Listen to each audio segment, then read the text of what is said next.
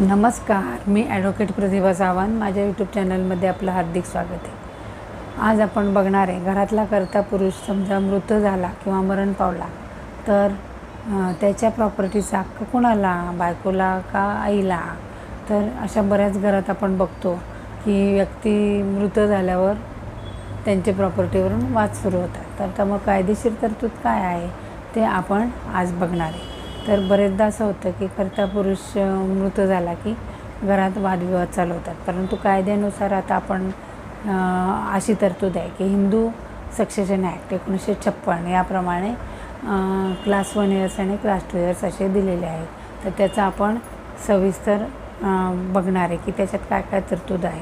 तर सर्वप्रथम हिंदू वारसा हक्क जो आहे, वारसा कायदा जो आहे तो हिंदूंसाठीच लागू आहे की हिंदू जे कोणी हिंदू आहेत, म्हणजेच हिंदू, बुद्ध, शीख आणि जैन हे जे कॅटेगरीमध्ये लोक येतात यांना हा हिंदू वारसा कायदा 1956 हा लागू होतो. तर आता याच्यामध्ये असं आहे की समजा विधवा पत्नी आणि त्याची आई दोघींनाही क्लास 1 इयर्समध्ये त्या मोडतात. तर याच्यामध्ये म्हणून विधवा पत्नी आणि आई या दोघींनाही समसमान कायदा आहे, हक्क आहे. तर आपण बघणार आहे की समजा त्या मृत व्यक्तीने स्वतः मिळवलेली प्रॉपर्टी आहे की ॲन्सेस्ट्रल प्रॉपर्टी आहे याच्यावरही त्याचा हक्क राहतो. आता ॲन्सेस्ट्रल म्हणजे पूर्वापार प्रॉपर्टी असेल तर पूर्वापार प्रॉपर्टीमध्ये आईला हक्क राहीलच, आणि जी विधवा पत्नी आहे तिला त्या वडिलोपार्जित प्रॉपर्टीत किती हक्क राहील, जो तिच्या नवऱ्याला मिळालेला आहे त्याच प्रॉपर्टी तेवढाच हक्क त्या विधवा पत्नीला मिळेल, परंतु आईला वडिलोपार्जित प्रॉपर्टीत हक्क मिळेल. आता दुसरा भाग असा की सेल्फ ॲक्वायर प्रॉपर्टी असेल की त्यांनी स्वतः मिळवलेल्या प्रॉपर्टीत किती हक्क असेल, तर स्वतः मिळवलेल्या प्रॉपर्टीत त्यांना हक्क असेल, त्यांनी मृत्यूपत्र केलेलं नसेल तर जी प्रॉपर्टी आहे ती समजा आता ह्या दोघीच आहेत असं गृहीत धरलं तर त्या दोघींना त्याचा समसमान भाग मिळेल. परंतु आता त्या व्यक्तीला मुलं असतील तर क्लास 1 इयर्समध्ये कोण कोण येतं, तर आई, पत्नी, मुलं आणि मुली. आता हे सगळे येतील. आता जेवढी मुलं येतील, 2 मुलं असतील तर 2 मुलं, आई आणि पत्नी असे 4 जण झाले. तर मृत व्यक्तीची जेवढी प्रॉपर्टी ही 4 जणांच्यात विभागली जाईल. परंतु आता आपण त्या कंडिशन बघूया. समजा आई आणि पत्नी दोघीच आहेत तर आहे त्या प्रॉपर्टीचे 50-50% भाग म्हणजे समसमान भाग त्या दोघींना मिळतील. आता नंतर मुलं असतील आणि मुलगी असेल तर किती मिळेल, तर आईला, पत्नीला आणि सर्व मुलांना, म्हणजे जेवढी मुलं आहेत त्यांना सगळ्यांना सारखा हिस्सा मिळेल मृत व्यक्तीच्या प्रॉपर्टीचा. आता परंतु कधीकधी अशी कंडिशन येते किंवा अशी सिच्युएशन येते की आईला, मुली आणि बायकोला समजा मुलं आहेत, मुलगा आहे तर त्या वडील जायच्या आधीच तो मृत झालेला असेल, म्हणजे घरात कोण राहिलं, त्याची विधवा सून राहिली आणि मुलं राहिली.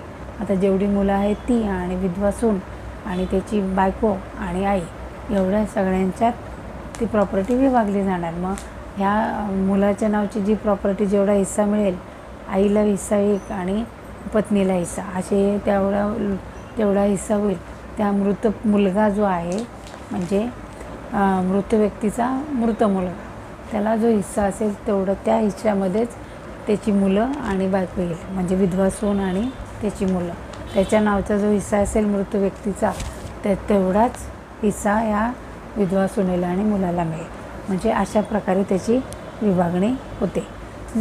आता आपण हे बघूया की समजा मृत व्यक्ती आहे, तिने विल नाही केलं तर काय होईल, तर विल न केलेलं असल्यामुळं त्याची विभागणी काही त्याच्या इच्छेप्रमाणे न होता कायद्यानुसार जशी दिलेली आहे डिस्ट्रीब्युशनची क्रायटेरिया त्याप्रमाणे होणार. आता तर विल नसल्यामुळे न्यायालयातून जेवढे वारस आहेत त्यांना सक्सेशन सर्टिफिकेट आणावं लागेल, आणि ते सक्सेशन सर्टिफिकेट आणण्यासाठी सर्व वारसदारांची संमती लागेल.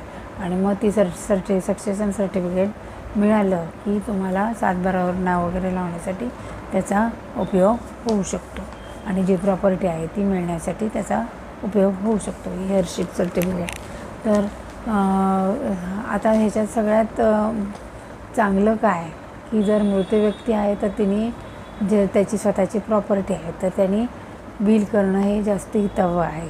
तर वडिलोपार्जित प्रॉपर्टी असेल तर ती सगळ्या वारसांना त्यांच्या हिश्श्याप्रमाणे मिळणार आहे, की जो वडिलांना जो हिस्सा मिळालेला असेल तेवढाच हिस्सा यांच्यात विभागला जाईल असं मिळेल. आणि विल केलं तर काय होऊ शकतं, जी त्यांनी सेल्फ ॲक्वायर्ड प्रॉपर्टी आहे ती विलमध्ये समजा त्यांनी मिळवलेली प्रॉपर्टी असल्यामुळे त्याला बायकोला किती द्यायची आहे, आईला किती द्यायची आहे, किंवा मुलांना कोणत्या वस्तू द्यायच्या आहेत, की फ्लॅट द्यायचा आहे का दागिने द्यायचे आहेत, ही सगळी मांडणी तो त्या विलमध्ये करू शकत असतो.